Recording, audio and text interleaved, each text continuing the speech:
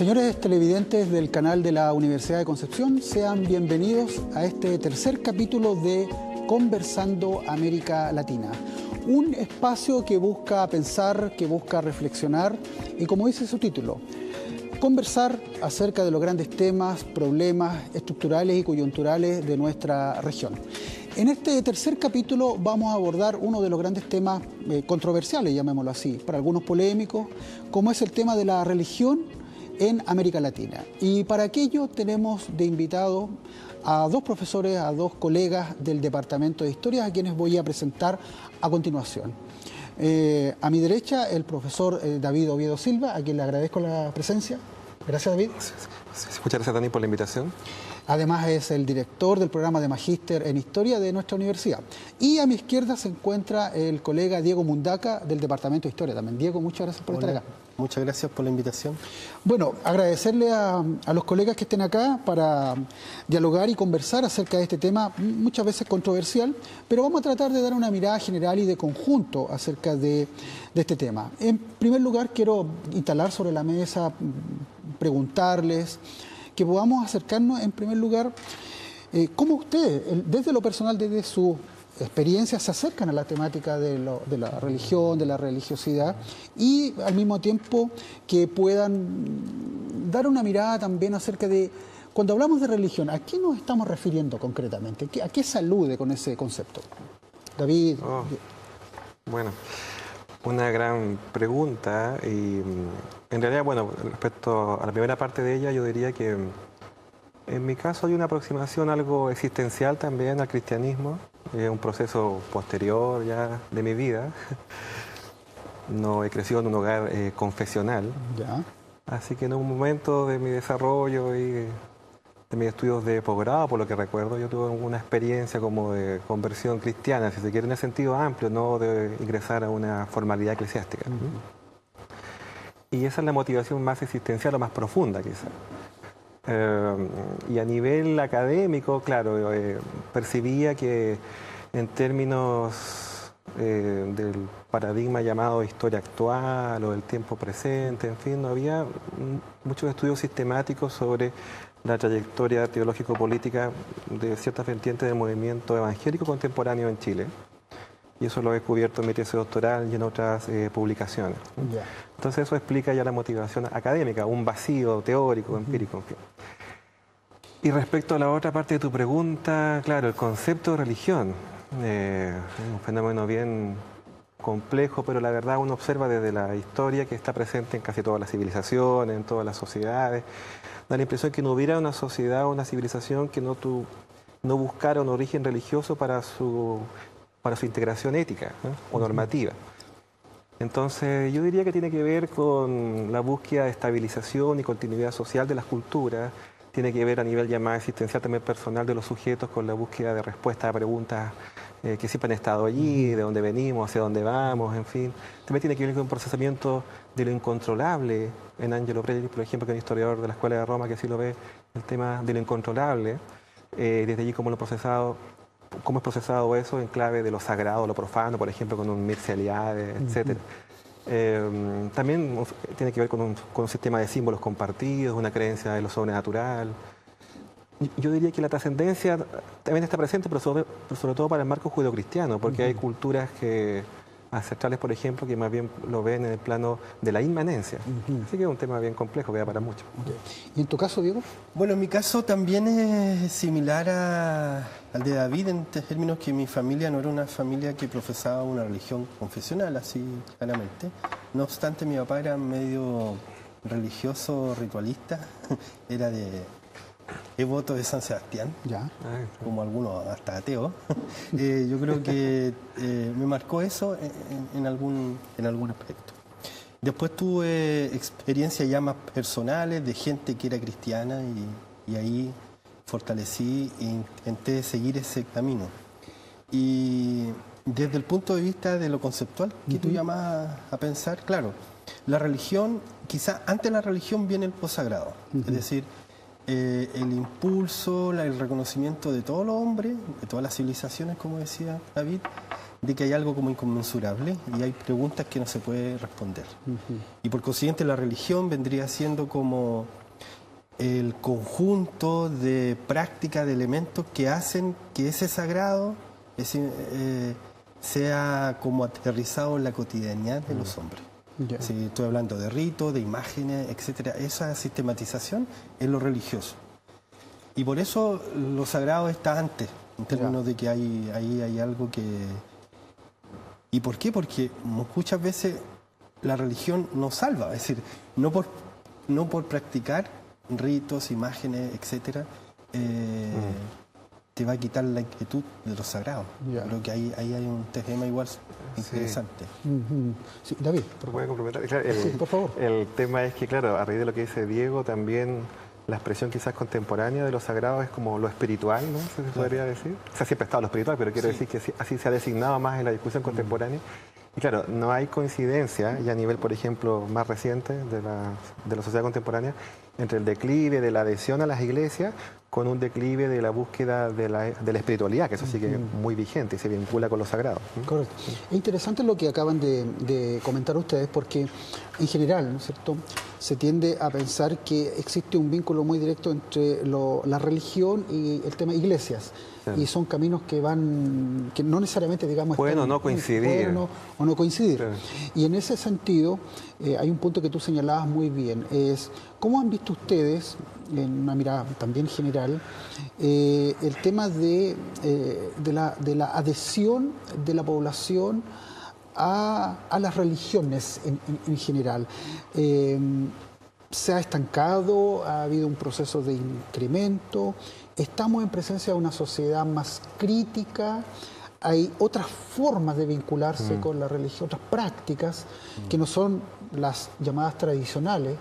¿Cómo han visto ese proceso ustedes? Bueno, yo diría que a nivel global vemos que todavía gran parte de la población, no más de la mitad de la población mundial, manifiesta algún tipo de adhesión religiosa. O sea que este planteamiento clásico de la secularización, que es una teoría de las ciencias sociales, claro, y la sociología en particular, para entender la religión, tiene sus límites empíricos, salvo en Europa Occidental, o nítidamente en Francia, por ejemplo, como ícono del laicismo, etcétera. Pero podemos ver Estados Unidos, un país muy desarrollado en lo material, que sin embargo también es muy religioso, aunque depende del Estado. A lo que voy es que lo que observamos a nivel mundial es que, claro, más de la mitad de la población sigue siendo religiosa. En un momento, quizás a la década central del siglo XX, en Occidente, tuvo algún nivel de incremento estadístico el ateísmo, pero ahora más bien yo creo que crecen las posibilidades agnósticas. Y la religión que más crece, por razones hasta demográficas, es el Islam. Eso también es bastante nítido según las estadísticas. Si consideramos que religión es la dominante del mundo, sigue siendo el cristianismo, pero creo que ese sitial lo puede perder ya a mediados del siglo XX. Mira, estaba leyendo América Latina, es decir, como núcleo de este problema. Yo creo que América Latina nace a través de un encuentro traumático con el mundo europeo que venía con un cristianismo bajo medieval. Y en ese sentido, la sociología en términos del siglo XX, de los estudios, hablan de que hay un sustrato católico en la población latinoamericana, sea esta indígena, sea esta de clase media, etc. Pero como tu pregunta también señalaba de que, bueno, ¿ha habido cambios? Sí, sustantivo. Yo creo que, a diferencia de David, yo creo en la cosa de la secularización como concepto. A mí me parece bastante lógico que a partir del siglo XVIII-XIX la Iglesia quizás la Iglesia, pero la Iglesia católica, que fue de algún modo durante 250 años la columna vertebral de la cultura y de la relación entre lo indígena y lo criollo, etc., pierde su vitalidad y queda más en lo que muchos estudiosos han hablado de la religiosidad popular. Entonces, yo creo que ahí en América, sobre todo con los eventos que han sucedido estos últimos 40 o 30 años, estoy hablando de los abusos y de los problemas de ese tipo, claramente la estadística va a decir que la gente que en algún tiempo, hasta los años 50, era mayoritariamente cristiana en términos reales, ya no es. O está buscando otro tipo de respuesta, como dices tú. Yo diría que ahí de la mano lo que se dijo al final, claro, es el pluralismo religioso quizás el paradigma más adecuado a nivel teórico para dar cuenta de estas nuevas tendencias empíricas. Y claro, podríamos diferenciar la secularización en términos cualitativos dentro del catolicismo, que me parece que es tu planteamiento, y a nivel global, que iba por ahí la apreciación en cuanto a que, claro, no es tan exacto lo que dice respecto a lo que está ocurriendo en África, en Asia, donde son continentes secularizados, pero más bien que esa mirada es global. Pero es cierto lo que señala Diego para América Latina y Chile, aunque yo precisaría aún más que pluralismo, ¿no? Quizás más que secularización. O complementando con secularización. Complementando. Claro. Sí, hay un punto también ahí interesante de poder abordar, que ambos lo señalaban. El tema de la religiosidad, ¿no es cierto? ¿Qué se entiende por religiosidad? ¿Cómo se podría entender aquello? ¿Es una característica, es una actitud, es un proceso? ¿Cómo se materializa esa religiosidad? Y agreguémosle un apellido, ¿no es cierto? Esta llamada religiosidad popular. ¿De qué estamos hablando cuando abordamos religiosidad popular? ¿Quiere decir que existe una religiosidad popular y una religiosidad más de élite, más oficial, o estamos hablando de otra cosa? A ver, me parece que, bueno, está el tema histórico del mismo caso católico, te digo, también nos puede informar mucho sobre esas tensiones que son, parece, constantes entre la que sería la jerarquía y su enseñanza, y que nunca logra subordinar por completo a las prácticas, ¿no es cierto?, que son más sincréticas, que son muy propios como América Latina, y en el caso católico, sin duda. Religiosidad yo creo que se refiere más bien a esa vinculación afectiva a través de ciertas prácticas, costumbres, en fin, que no necesariamente se traduce en una especie de adhesión a un dogma tan sistemático.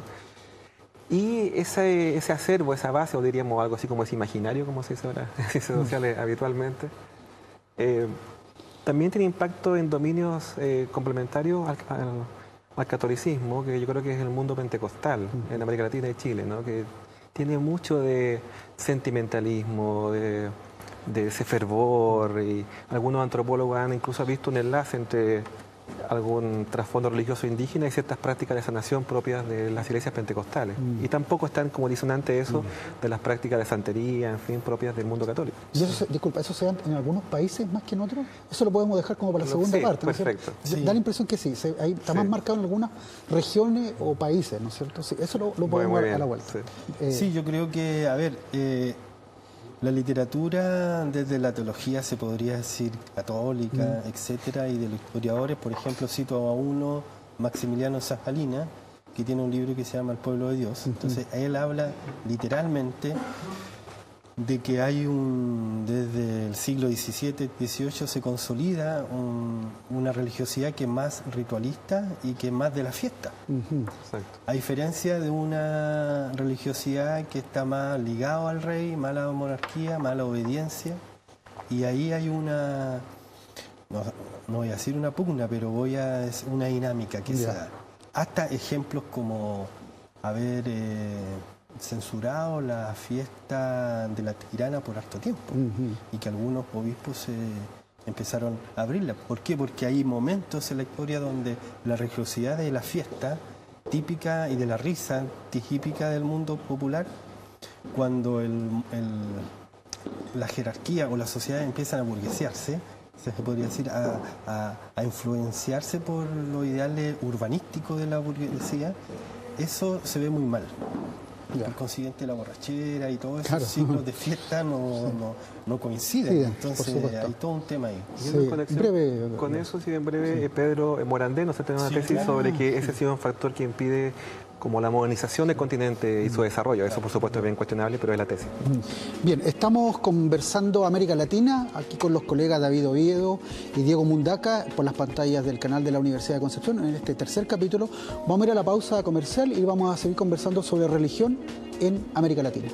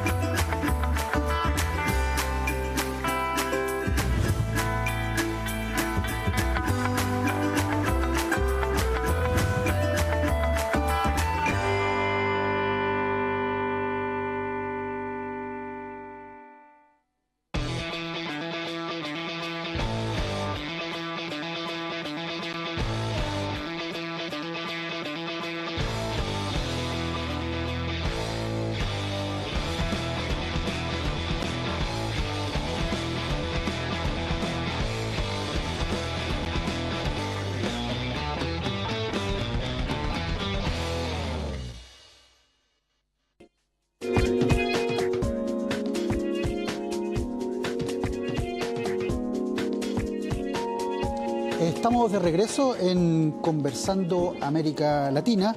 Estamos hablando sobre religión, religiosidad, temas vinculados con aquello. Estamos con David Oviedo, Diego Mundaca del Departamento de Historia, docente del Departamento de Historia. Y quiero retomar un punto que planteé antes de ir a la pausa comercial.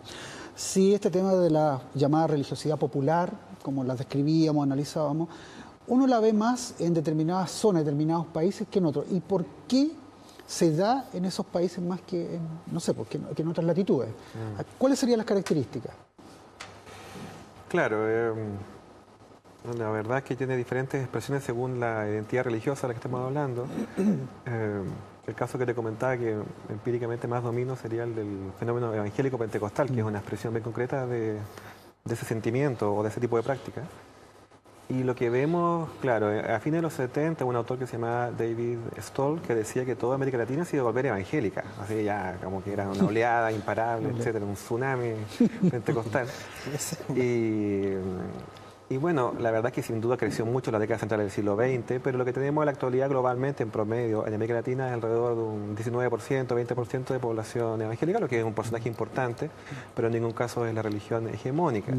Sigue siendo el catolicismo, en torno a un 60% de adhesión, pero también llama atención el crecimiento de las personas que no se declaran como religiosas, en fin. Claro, y de otras posibilidades religiosas. Ahora, yendo al tema evangélico pentecostal, claro, creció muy fuerte también en Chile en la década central del siglo XX.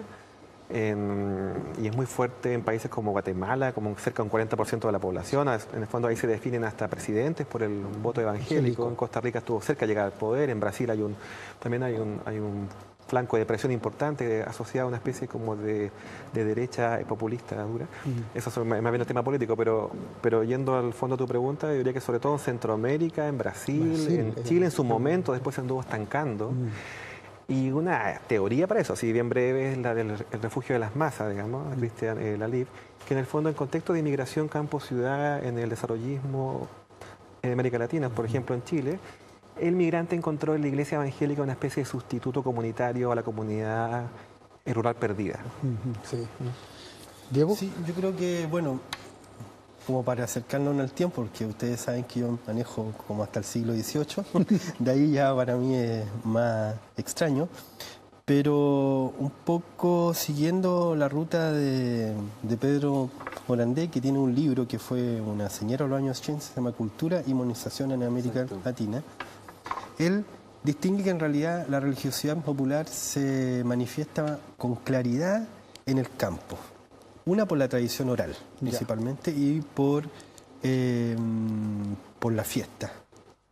Y por el intercambio en la plaza pública, que no es solamente económico, sino que justamente a través de la palabra, a través del baile, etcétera, se expresa una religiosidad que en el fondo tiene otro sustrato que el mismo sustrato indígena, que no es discursivo en términos escritos, sino que se expresa a través del arte, diríamos, en su conjunto. Sí, como una puesta en escena, así. Entonces, en ese sentido, sí, y claro, se radicaliza más aún cuando estamos hablando post-1950, cuando la urbanización y la técnica empieza a predominar más, quedan como estos grupos casi arqueológicos de la religiosidad popular, que es como lo que se podría aludir concretamente el canto a lo divino, por ejemplo, que es extraordinario, etcétera, pero es una población muy reducida que lo cultiva y en eso estamos. Que probablemente es un fenómeno muy interesante porque se preserva, pero quizás no crece demasiado en la actualidad, en general, ¿no? Ya sea en el contexto católico o evangélico. Complejicemos un poquito más el tema a propósito de los vínculos entre religión y política, ¿no es cierto? Tú ya lo señalabas muy bien, de cómo en algunas partes un voto evangélico muchas veces marca una tendencia, influye, así como otra hora fue el voto católico. Exactamente. Entonces, hablemos un poquito, digamos, de esta relación. ¿Es la religión la que busca lo político? ¿Es la política lo que busca la religión? ¿Cómo se da ese proceso? ¿Es una atracción, digamos, mutua? ¿Es una peligrosa. ¿Es una tensión permanente, pero que de una u otra manera, tanto lo que puede tributar la religión como lo político finalmente terminan beneficiándose? ¿Cómo lo ven ustedes? Sí, bueno, tremendo tema. Entonces, bueno, insisto, como desde la casuística de que cada uno maneja con su campo de investigación, quizás, pero yendo al fondo. Claro, por ejemplo, en el caso evangélico chileno y, claro, y latinoamericano a nivel global, ya, pero lo que vemos en Chile es que este proceso de expansión cuantitativa fuerte del pentecostalismo de mediados del siglo XX, que es el que describe Cristian Lalibde, en fin, resulta que era marcadamente distante respecto a la política, como apolítico, si se quiere, ¿no? Porque las personas sentían que la iglesia era un refugio, ¿no? Una especie de oasis respecto al mundo, tal como dice el planteamiento del libro. Y esto empieza a cambiar en la medida en que aparecen los descendientes de esos primeros conversos. Entonces, los primeros conversos en el caso pentecostal chileno vienen no del mundo obrero en realidad, sino que de sectores particularmente excluidos de la sociedad, de la marginalidad social urbana sobre todo, en un contexto de inmigración, como explicaba antes, en general. En cambio, ya cuando se trata del descendiente, el hijo del converso, aún que crece dentro de esta iglesia evangélica pentecostal, tiene la inquietud por relacionar su fe con la sociedad de manera más marcada que el que vivía en el mundo y rompe con el mundo, que sería el caso del converso inicial. Entonces los hijos y nietos sí tienen una inclinación, si se quiere, más acentuada respecto a conectar con lo político. ¿Cómo se ha dado eso en Chile en particular? En general, el mundo evangélico, en la época de la plena Guerra Fría, en los 60... ahí tenemos diferentes tendencias, incluso hay sobre todo casos de la iglesia wesleyana de Lota, donde era un ejemplo de visión socialista, ¿no? Así es. Una relación no mala con Allende, y después vemos esta constante que las iglesias evangélicas, sobre todo en su expresión institucional así, más visible, no se han llevado mal con los gobiernos de turno. Y ahí puede haber algo de estrategia, de tratar de obtener algún como beneficio corporativo, o ellos piensan que pueden influir como de esa manera, lo que igual podría ser visto como válido. En los últimos años lo que se observa, y eso ha sido escrito incluso por periodistas o analistas del New York Times, en fin, para América Latina, y también con ejemplos chilenos, es que, claro, como que la derecha política ha encontrado en el mundo evangélico una posibilidad de proyectarse en el mundo popular que no tenía antes. Entonces eso les conviene a ambas partes quizás. Claro. Sí, bueno, el tema del cristianismo católico, entre comillas, y el poder de la política, tiene una larga data y quizá formalmente habría que remontarse al 480 con el emperador Teodoro XII cuando declara que la religión católica es la religión del imperio. Entonces, yo creo que ha habido una dinámica enorme, una influencia enorme hasta el siglo XVIII, XIX, en donde la iglesia y las cortes, la monarquía tenían consejeros o cardenales, o obispos, etc. Pero el grupo humano más mayoritario, ahí es un poco más discutible porque hay posiciones que son más radicales y tienen una crítica absoluta al poder.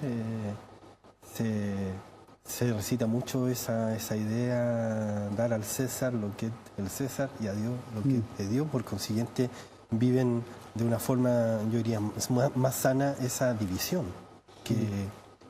que se propone ahí. Entonces, y si nos vamos a Chile o América, en realidad, durante el siglo XX, tiene un periodo vinculado a los grupos más conservadores, después a partir de los años 50, 60, con la teología de la liberación, hasta los años 70, 80, claramente una disputa con los poderes de Reagan y con el centralismo norteamericano, etc.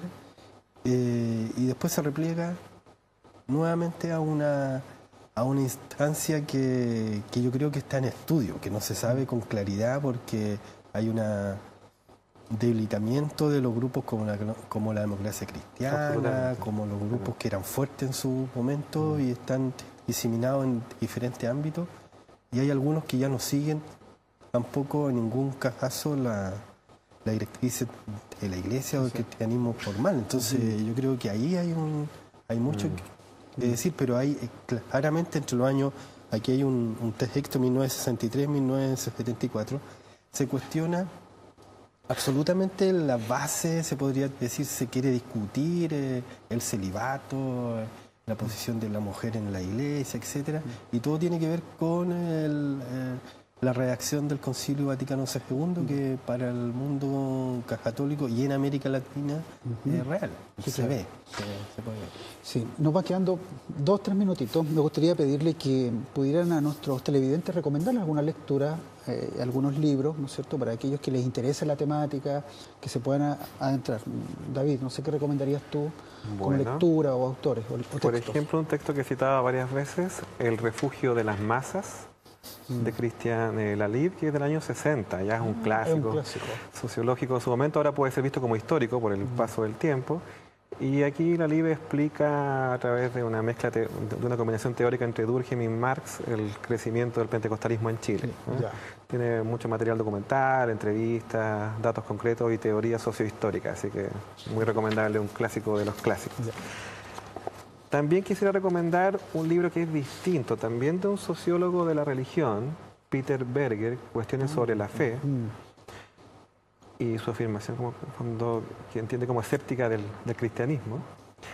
Y lo quiero recomendar porque es un libro distinto, si bien él es una autoridad en temas de estudio de las religiones en la sociedad contemporánea, aquí perfila su pensamiento cristiano, que se define como un protestante liberal. Entonces toma en cuenta cómo se puede seguir siendo cristiano en un contexto de los avances de la ciencia actual, de la crítica histórica de los evangelios, etcétera. ¿Sí? Por ahí. Gracias, Diego. Yo el primero que traje es como para ir a los orígenes de las discusiones que hasta el día de hoy se manifiestan en los discursos sobre la cultura judeo-cristiana, occidente, etcétera. Y hay una historia de los judíos, de Simón Chamán, de la editorial Debate, que es del 2015. Es un excelente libro porque es justamente una historia personal igual, acerca de una comunidad que parte en Egipto, no ortodoxa, sobre el judaísmo. Y por consiguiente, y fue un programa de televisión, esto en la BBC. Así que muy interesante, yo lo aproveché muchísimo. Y esto, cultura y modernización en América Latina, Pedro Morandé. Este sociólogo, hoy día su salud no está muy bien, y la Universidad Católica de Santiago le trajo un dossier con todos sus escritos. Mira, Por consiguiente, y esos escritos son más variados porque involucran la universidad, el mundo contemporáneo y todo. Y por último, los orígenes de la pretensión cristiana de un teólogo católico, Luis Giussani, que es muy interesante porque recorre justamente las culturas antiguas también. Entonces, nos invita a eso. Bien. Bueno, queremos agradecer a David, muchas gracias David, Gracias, y Diego Dani, también por la por invitación. participar. Quedaron muchísimos temas a partir de lo que ustedes han dicho, muy interesantes. Seguramente en una próxima oportunidad nos podemos invitar nuevamente para seguir conversando sobre América Latina y estos temas tan interesantes, en este caso el día de hoy, el tema de la religión, religiosidad y otros aspectos más. Queremos agradecer también al canal de la Universidad de Concepción el espacio que nos has dado para conversar y debatir estos temas. Nos despedimos agradeciendo el espacio. Muchas gracias.